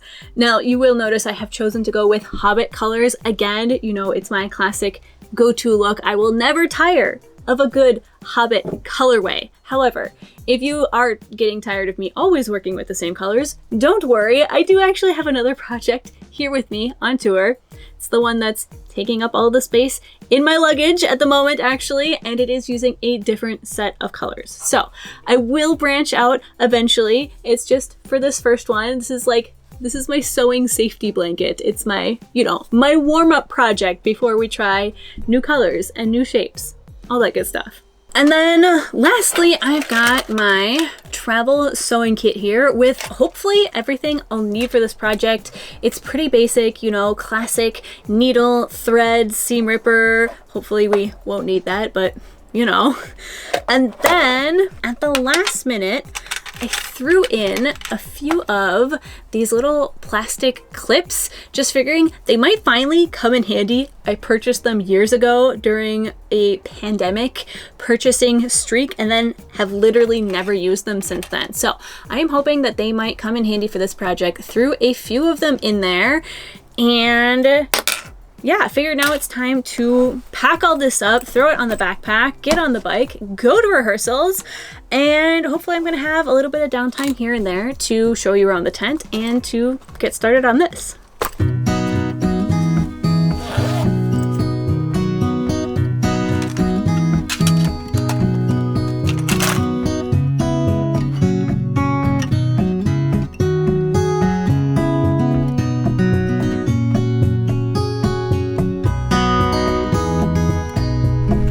Okay, well, I am here. I've arrived. So I think I'm gonna go inside, check out the situation, get started on rehearsals, and as soon as I hit a break where I am not needed, because there are gonna be tons of those, I can guarantee that, I'm gonna come outside, park my butt, and get started on some sewing.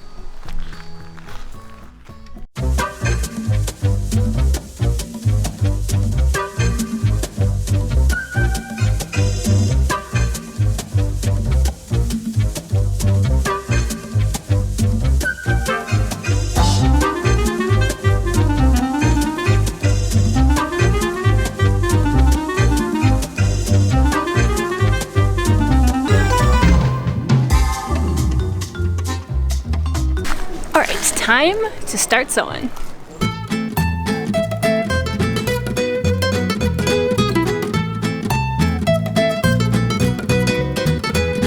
And just like that, I basically leapt from one creative process into another, from rehearsing to sewing, trying to wrap my brain around things like figuring out how and where I liked to use the clips to wrap the fabric around the paper template while I basted it in place. And I always find it funny how my brain just puts in so much work and energy up front to find what is the most pleasing or efficient way to do a task, but then once it's found that method, it's happy to just settle in for the long haul and repeat the exact same process over and over. Okay, so we've had to relocate briefly to what is honestly probably one of the cutest little changing rooms I've ever had on contract. It is this adorable old-fashioned circus caravan thing, but it's also the only spot on this contract that there's no wind blowing or rehearsal music playing. So that is where we're going to be for this little spiel here, because I did want to touch base with you on how I'm kind of approaching this project, because in case you haven't gathered this already, I do not in fact actually know what I'm doing here. Not really. I posted about the fact that I wanted to start doing English paper piecing over on Instagram, and a lot of you very kindly recommended numerous resources for me, videos, experts, blog posts, all of that, and I highly appreciate it, and I recognize it was very much done out of the kindness of your hearts. However, the second confession of this video is that I promptly ignored all of them because I really specifically wanted to go into this project pretty much willfully ignorant of the finer points of English paper piecing. I kind of didn't want somebody to tell me how to do it. I wanted to, just know enough to understand what was English paper piecing, just to make sure that I was actually doing the right thing. But beyond that, I was happy to sort of stumble my way throughout the project, just learn as I go, which was a technique that worked really well on my crazy quilting patchwork bag. I super enjoyed the freedom that I had for that project, just exploring it completely ignorant of all the official stitches and techniques, and I wanted to replicate that process here. So what I did was I went and found one singular blog post, something with, a lot of text, very few images, just to give me the general gist, the concept of what is English paper piecing. And I figured if I wanted to know more about it, see if I was missing some amazing technique, I could always go back later and get more information. But after I had kind of already established how I personally like to approach it. However, I do know that this is not something that everybody appreciates. Not everybody likes to take such a free form, devil may care approach to their crafting, which is fine. We all learn in different ways. So if you are one of those people, if you're looking for a bit more guidance or hand holding on your own crafting journey, may I recommend taking a course from Craftsy, who is kindly sponsoring this portion of the video, and who has not one, but many classes on English paper piecing, from, very beginner level courses to some more advanced patterns and techniques, so that, you can learn not only the techniques that I am using here in this video, but also, all the other variations that I'm not going to touch on, things that their expert crafters recommend, like glue basting or working with curved templates. Once you've signed up, you can also explore all of their other hand sewing videos and articles. I personally enjoyed the 8 couture stitches for fierce handmade garments, because they're not only useful for sewing clothing, but also honestly any sewing project, from bag to beanie. So if you would like to join Craftsy and learn from actual experts, the link is in the description, and the first 1,000 people to click it will get a full year of premium membership for only $1.49. All right, with that being said, it's time to leave the safety of my caravan and go back out into the wind and sun and continue sewing some hexagons.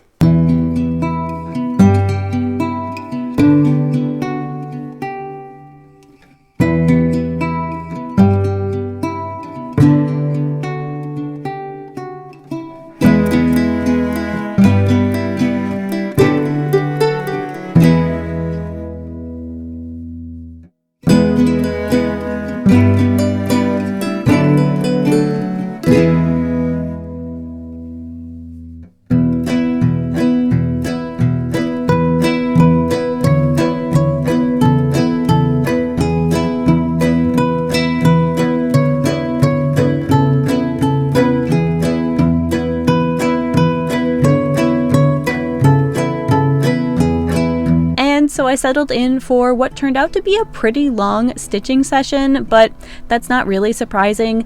Phil and I are performing 2 acts in this show, which typically means that we need more time to do things like change costumes, warm up, and prepare for each act. So we tend to end up with fewer cues throughout the rest of the show, and therefore the rehearsal process, than people who are only doing 1 act. but it allowed me to really develop a preferred method for basting the fabric down to the paper templates, and while it might not be exactly what works for you, I will share what I ended up enjoying the most. Look at that game of thread chicken I just won. Boom. Stunning. I found I liked to use 2 clips to firmly attach the fabric to the template. That turned out it was just enough to hold it in place without being annoying while I started to baste the fabric down. I would then work my way around the hexagon, folding down the fabric corners and stitching through each corner twice before moving on to the next one. This left me with all of my fabric corners folded under in the same direction, which, may or may not prove helpful later on, I guess we'll see, but it did look clean and it felt really nice. Then on the last corner, I would just secure it down with a couple knots before cutting the thread and admiring my work.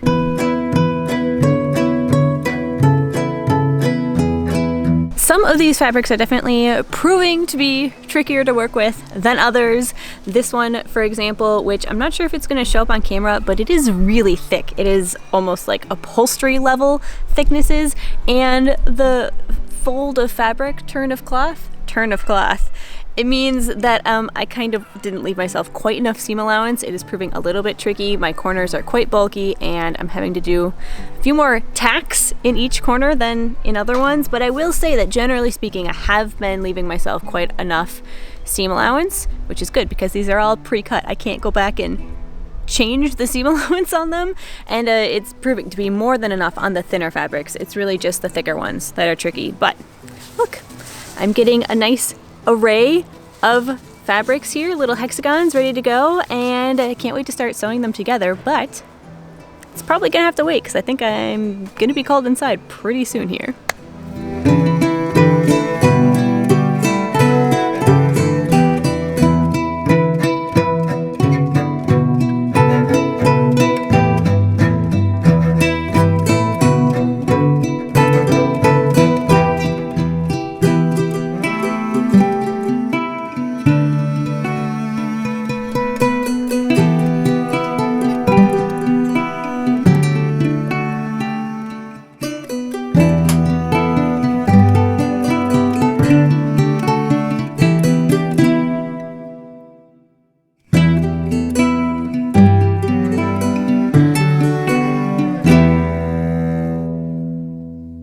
Okay, so I've got a pretty good collection of hexagons here in, a variety of colors. They're all stitched down to their little paper backings. Excuse me, I'm trying to film. When the music cuts out, then the gulls start going. It's like they can never have silence in here. But basically, got enough of these to start sewing them down, and I don't really have a super solid game plan. I think I'm just gonna choose the colors that look good next to each other and start sewing them down. Also, part of the problem is I don't fully know what it is I'm going to be doing with these yet, like what the final project is going to be. I have an idea in my head, but I kind of want to see how they look before I commit to it. So yeah, let's just start sewing these down and wish me luck.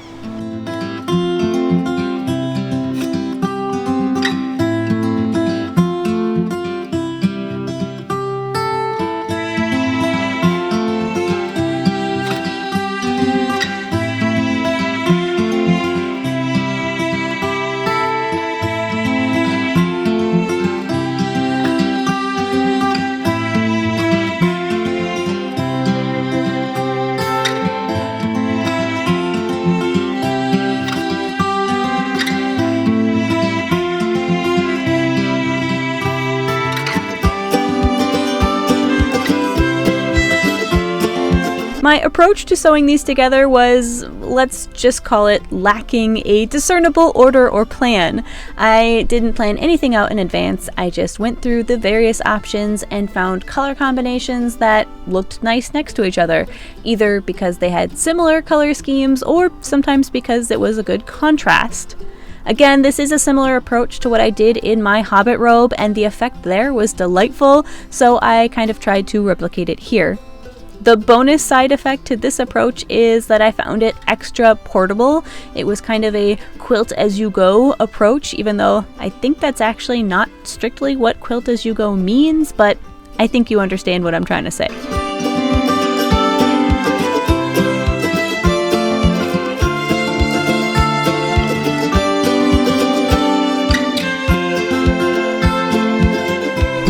It is definitely a bit tricky to tell if I'm going through the paper pieces as I'm sewing. I don't think that I am. I feel like I'd meet more resistance if I was sewing through paper, but I'm not actually sure. And the thing is, not sure at what point I'm going to be able to find out, because I don't think I can take this paper out. At least until I've gotten like one hexagon completely surrounded and sewn in by buddy hexagons. So I don't know. We're gonna find out. Like I said, I don't think I'm going through the paper, but who knows?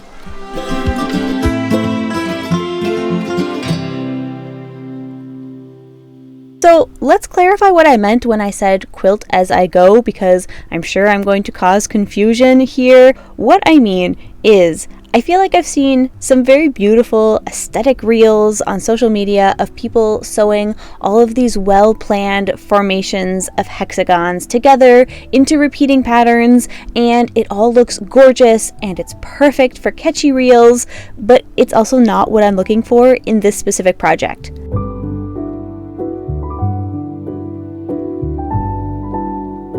Don't get me wrong, there's nothing wrong with this approach, and if that's the look that tempts you into trying English paper piecing, you should absolutely go for it. It just doesn't really suit my circumstances at the moment. I kind of like this very piecemeal approach, just kind of randomly picking up a single hexagon and then seeing where it fits best in my ever-growing patchwork constellation.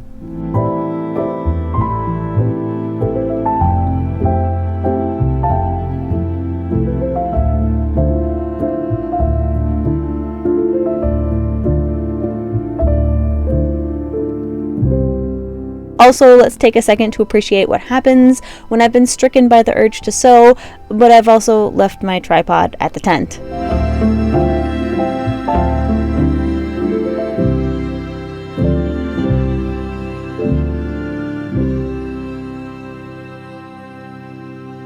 One technique that I've been using and that so far has been having really good results is that for some of the stretchier or thinner or shiftier fabrics, I've been using this really thin cotton fabric to back it and act as a stabilizing layer. Now, this is very similar to a technique that I did on my patchwork robe, except there I used iron-on interfacing. And here, when I was making my bags and thinking about what I needed to bring with me, I didn't want to count on the fact that there would be an iron here for me to do that. I mean, let's be honest, wherever there are costumes and a show, there's probably going to be an iron, but if there's one thing that I've learned in my years and years of traveling, it is not to count on things like that, even if they seem like they're super obvious. So I didn't want to need an iron to use some of these fun fabrics, so instead I just brought this really thin cotton fabric. This actually comes from the thrift haul that I did last autumn,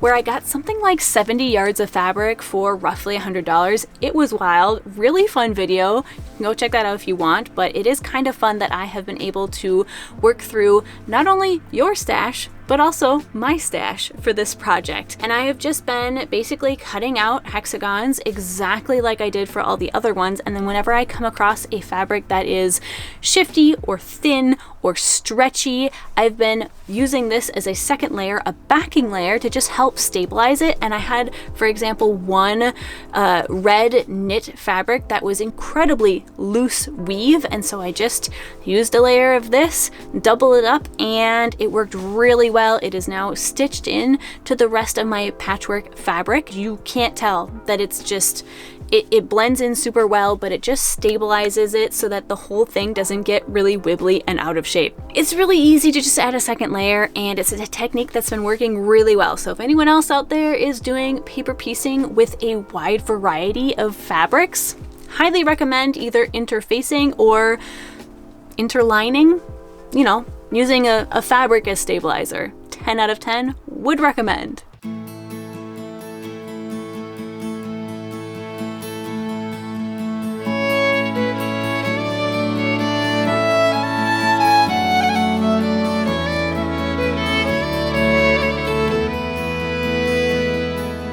And so the rest of the week was just spent grabbing a few minutes here or there wherever I had time and energy to work on the project, and it turned out this was the perfect thing to fill all those small little gaps of downtime.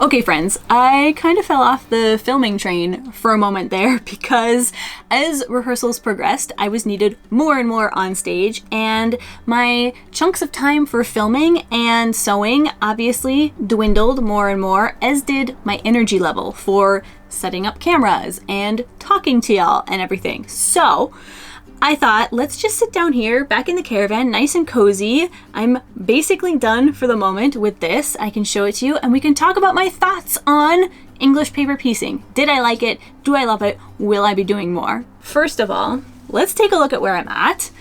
I have gotten this far and I absolutely love it. I will show you some close-up B-roll shots of it right now, and I think it's absolutely stunning. I adore the way that it has come out, and even Phil, who doesn't normally comment at all on my sewing projects, keeps complimenting me on how good it looks. I think it's a combination of the colors and the textures, all the variety that's going on in there, and the richness of it. That is honestly in large part thanks to you guys, everybody who submitted fabric for this. Thank you so much. I hope some of you have been able to see your fabric in here. So y'all have got some great taste. Thank you so much for this.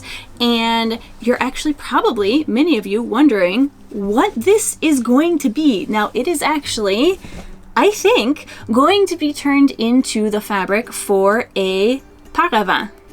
Room divider, maybe in English? One of these things.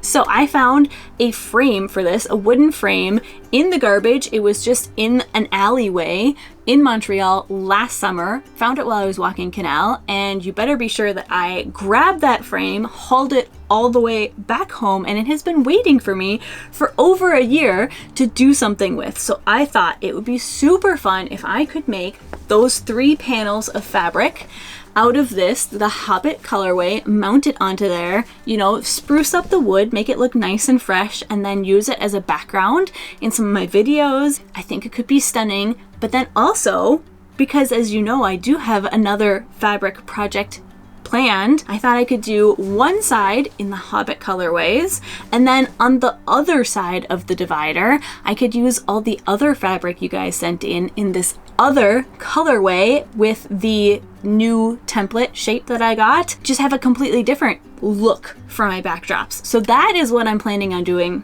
When it comes to my thoughts on the technique in general, English paper piecing, do I like it? Do I love it? Will I be doing more? Yes, I absolutely adore it. It is so relaxing, methodical. It is the perfect project to bring on contract with me. It was so easy to cut everything out, have it all, like basically all the supplies fit into this tiny little bag, bring it with me to the tent and just sew on it. And also, this is kind of a key factor, it was a really self-contained project. It was so easy to just do a couple minutes of work on it here, and then if I was needed on stage, I could literally just drop everything that I was doing and leave it and then come back to it later. You know, there are those types of projects that you need dedicated chunks of time to be super focused on. They tend to be really fiddly. Don't get me wrong, I love fiddly projects, but I don't always have the time or the circumstances or the headspace to be working on that type of project. So it was really nice to have something that was really, really self-contained. Like I could just stop, come back to it. If I had only a 5-minute chunk of time to do something instead of standing around and being on my phone, I could sew some hexagons. It was fantastic. I will say I have already introduced this particular type of crafting to 3 of my friends, and they're all addicted to it. So 2 of them, you don't really know. They're private friends. But one of them you might know because she also has a YouTube channel. So my dear friend Christine Vike came to visit me because I am in Norway after all. She is Norwegian. So she came out here. She spent a day out here with me. We filmed a bunch of stuff. We had a little swapping of teaching moments. She tried her hand at English paper piecing. I sent her home with a bunch of templates. So if you are interested in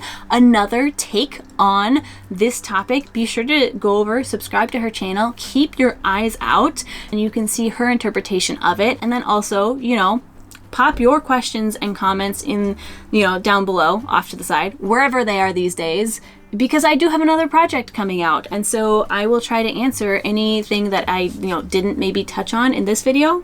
I'll try to get to it in the next video. So thank you so much for watching. I really hope you enjoyed it. Be sure to leave your questions about English paper piecing down in the comment section, and I'll catch you next week where we will be doing more house renovation. Bye!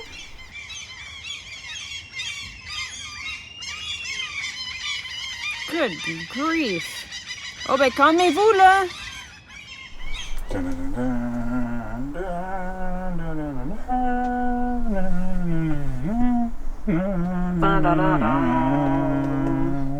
So thank you so much for joining me on that compilation today. Let me know which project of these was your favorite, if any of them have inspired you to try something similar, or if they had inspired you back when you saw them originally and you have made something. Please feel free to let me know. Send me photos on Instagram. I always love that.